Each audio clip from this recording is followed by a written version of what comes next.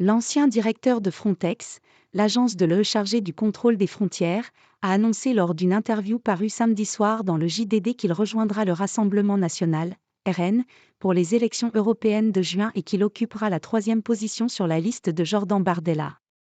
Le RN possède un plan concret et la capacité de le réaliser.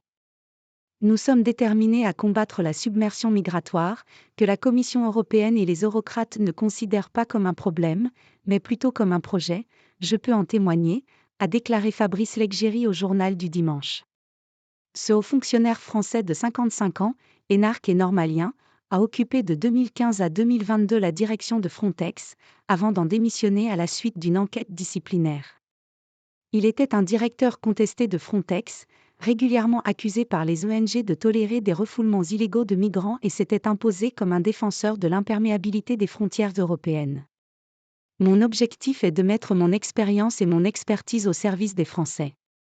Ayant dirigé Frontex près de 7 ans et travaillé pour l'État pendant environ 30 ans, notamment dans les domaines de la sécurité et de la gestion de l'immigration, cette décision est très cohérente, a-t-il déclaré au JDD.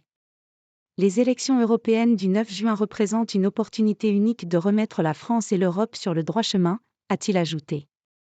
Jordan Bardella, tête de liste et président du RN, est actuellement en tête de tous les sondages pour ce scrutin européen, autour de 30%, avec une dizaine de points d'avance sur la majorité macroniste. L'appoint de ce haut fonctionnaire est un signe de la volonté du parti d'extrême droite d'étoffer son réservoir d'experts et de technocrates pour gagner en crédibilité afin d'exercer un jour le pouvoir. Sa leader Marine Le Pen est également en tête des sondages de premier tour pour la présidentielle de 2027. Enquête de l'Office antifraude.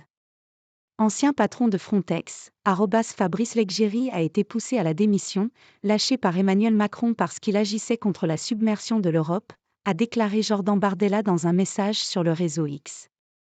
Fabrice Leggeri avait démissionné en avril 2022 de la direction exécutive de Frontex après l'ouverture d'une enquête disciplinaire de l'Office européen de lutte antifraude, OLAF.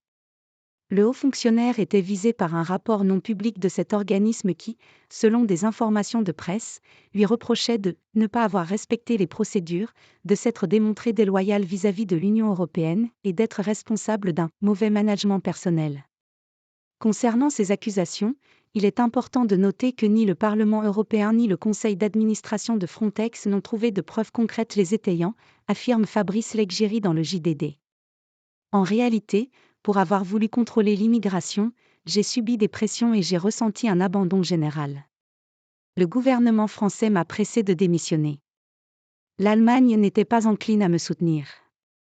La Commission européenne, manifestement hostile à mon égard, souhaitait mon départ, a-t-il ajouté. Basée à Varsovie, Frontex est l'une des agences politiquement les plus exposées de l'Union européenne. Rassemblant des gardes-côtes et des gardes-frontières, ces moyens ont été régulièrement renforcés pour faire face à l'afflux de migrants aux frontières européennes.